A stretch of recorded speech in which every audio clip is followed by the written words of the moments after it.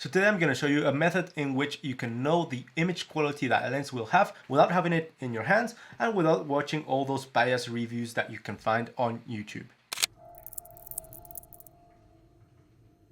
What's up creators, I hope you're doing well. I'm Fuentes, welcome back to my channel, and if we're just meeting, in this channel I post tutorials on video and photo editing and some vlogs mixed in there. So if you like those type of things, consider hitting the subscribe button down here so you don't miss any of my content. Okay, so today we're talking about a way that you can determine the overall image quality of a lens without having it in your hands or without looking at all those biased reviews that aren't very objective and they're not very scientific. So the method that I'm talking about is the MTF chart.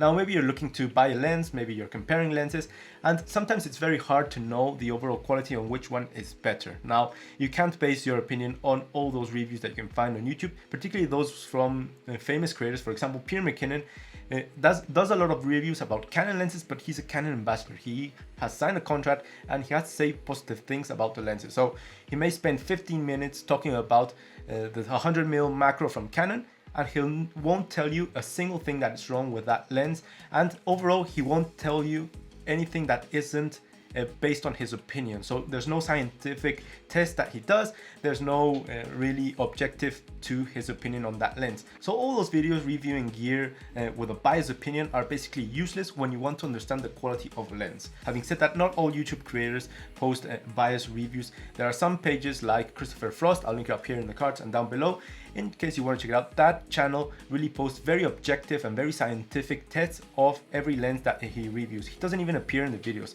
That's telling you the type of videos that he's posting and the seriousness about his reviews. So in-hand reviews are quite good in the sense that they give us a feel on the lens. For example, in the reviews that YouTubers give, we can notice if the autofocus motor works properly, if the buttons are okay, if the manual focus ring changes precisely or rotates precisely, and the build quality is quite good. But talking about image quality, to determine the image quality of a lens, talking about sharpness and contrast, we do require a more scientific test, and that's where MTF charts come in. So MTF charts, what they are, is basically a graphical representation of the data collected from experiments that the lens manufacturers do prior to the release of the lens. So they have to do these tests and publish the results so they don't lie to the public. So these results are completely scientific, they're done in a controlled environment, and also they're very objective and they can't lie about it. So let's jump into a lens manufacturer, and I'm just going to explain to you where to find the MTF charts and how they work and how to read them.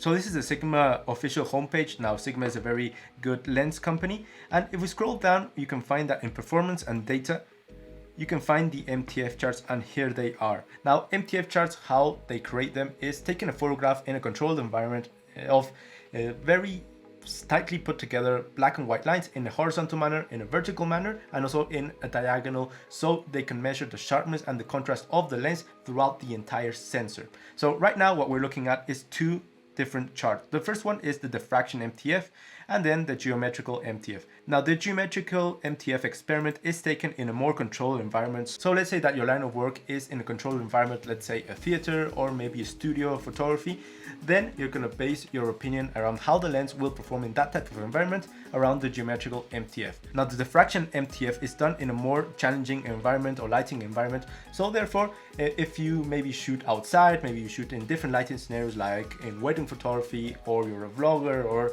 you're basically changing your setup and the lighting situations all the time, then you want to concentrate on the diffraction MTF because the values that are represented there will represent the performance of your lens in more of your situations. Now let's zoom into the diffraction MTF, which is the one that I would look at because, well, I vlog, I take photos in all types of situations. It's not a controlled environment, minus the time that I'm here in the studio. And this is the diffraction MTF in general. So let's start off by explaining what the chart is. Now in the left vertical axis, here's our quality meter. So we're starting at 0 in this case, and 1 is going to be the best result. In some cases it starts at 1 and it goes all the way down to 100. So at the top is going to be the best overall results, and at the bottom the worst. And then in the horizontal axis we have the millimeters or the distance. Now so we have 0, 5, 10, 15, 20 and up to 21. Now why 21?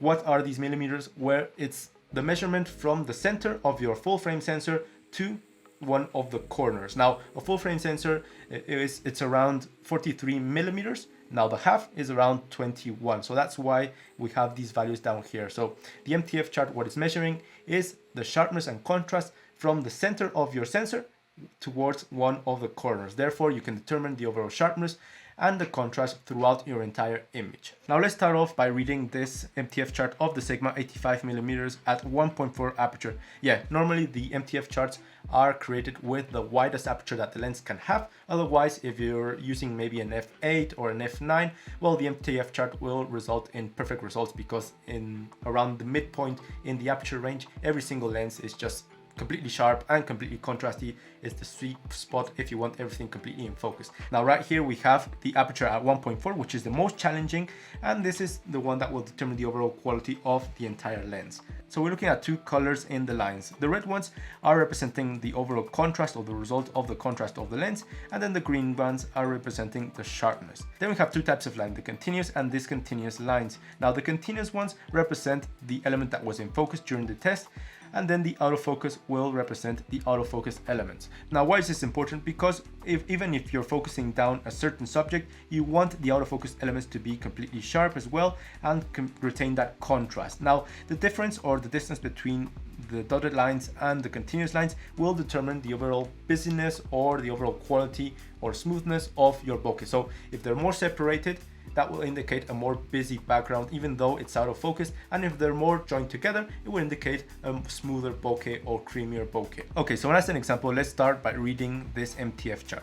Now, in contrast wise, we can see that in the center of the sensor, and the center of your image or your photograph, the contrast is very good. It's almost perfect. It's at 96% or something like that. Not quite perfect at 100, but it's very close. And then we can see that the contrast is retained throughout the sensor, and overall, it's quite good until it gets to the 15mm around the borders. Now these 15mm, we can see how it starts to drop off, resulting at the borders of your image with a loss of contrast just around the 0.85%, which isn't much actually. It's a very good result. Then we can see that the sharpness, well, this lens isn't as sharp as it is contrasty, but we can see that the sharpness is around the 82 or 83%. And then it goes just a bit more sharp in the first quarter of your sensor, and then it starts to go down all the way down to the 54s. Now what this is telling us is that your photos with this lens will be overall very sharp, but when you start reaching the borders, well, you're going to lose a lot of that sharpness, and it's going to be a softer image. The same thing occurs with a bit of the contrast, which you're going to lose a bit of contrast, so you're not going to have pure whites or pure blacks in this part of the sensor, which is the overall borders of your image. So in essence, this may look quite bad, but this is a very good result for a lens in 1.4 aperture. It's a very sharp lens, which is quite sharp, very sharp in the very high 80s, and then it's very contrasty, it's incredibly contrasty in the high 90s. So this is a very good performance. Now a perfect performance of a lens on an MTF chart will be two straight lines at the top at 100. Well, that's impossible unless you're shooting at maybe f8 or f9 or something like that, guys. Now as an exercise, let's say that we're looking for a 24mm lens, and we're comparing maybe the Sigma 24 1.4 HSM art lens, and maybe we're comparing it with the more expensive Sony FE24 1.4 G Master. So right here I've pulled up both MTF charts, and first of all, there's a big gulf in the price range of these lenses. The Sigma is around $800 or $900. Meanwhile, the Sony is around $1,400. So it's quite a gulf in price, but also in quality, as we're going to see. So price is one thing, but let's determine the overall quality on the lenses from the MTF chart, so we know which one will reproduce or render the best image.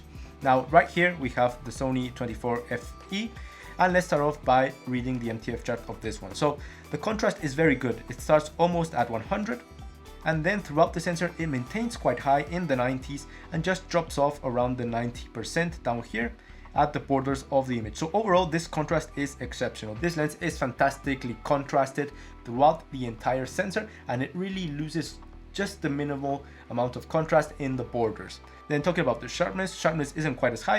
It starts just around the 85%, and then it starts to wibble and drop off all the way down to the high 50s down here. So this performance in the sharpness is quite normal. It's losing some sharpness at the borders, but it's a continuous loss of sharpness. There isn't something wonky or anything strange. So you can expect that this lens will be very contrasty, but the sharpness will be high, but still it will start losing sharpness into the borders of your image. So it gradually loses sharpness from the center to the borders. Nothing too extreme, but isn't the best result in sharpness, but it is one of the best results in contrast. Now let's talk about the Sigma in comparison. Now the Sigma in terms of contrast, it starts just as high as the Sony, so in the center of your image it's just going to be just as sharp.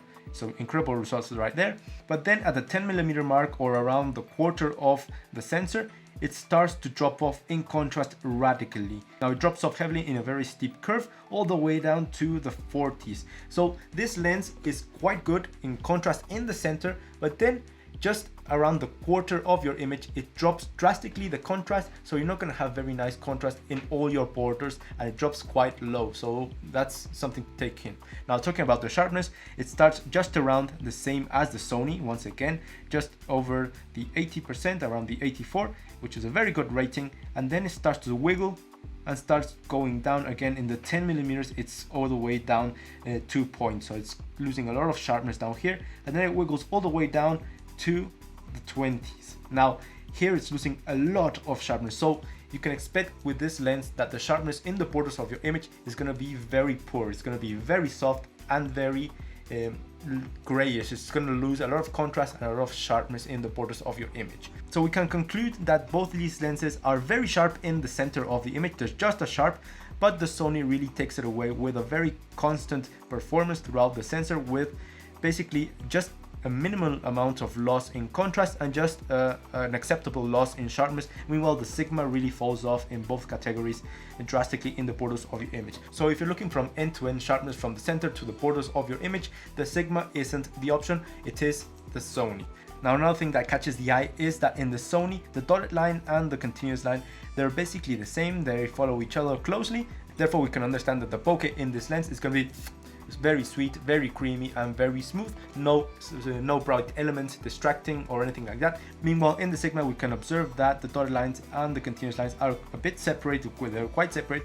Therefore we can expect some busy out of focus elements and some highlights that distract us a bit in the bokeh. So as a conclusion from comparing these two MTF charts, we can say that the Sony has the overall better image quality. Its contrast is just incredible. It has very decent sharpness. Meanwhile, the Sigma has the same contrast and the same sharpness as the Sony in the center of your image, but at the borders, it really falls off in those categories, and you're gonna get a very soft and very low contrasty image at the borders of your image. And that's basically how you can know how good is the lens in terms of contrast and sharpness throughout the entire sensor without even having it. So this is an exercise I always do when I'm trying to look for a lens, for a particular lens. I'm looking at several options. I always go to the MTF chart and see how it performed to see the overall quality. Sometimes the highest high budget lenses don't perform very well compared to minor focus lenses or some third-party brands.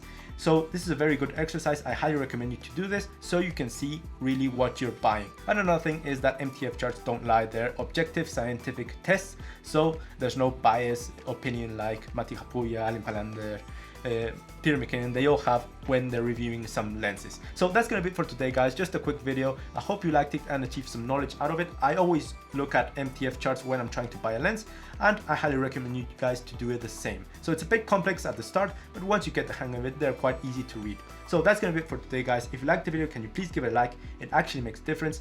I'm Tony Fuentes. Cheers to all of you. See you in the next one.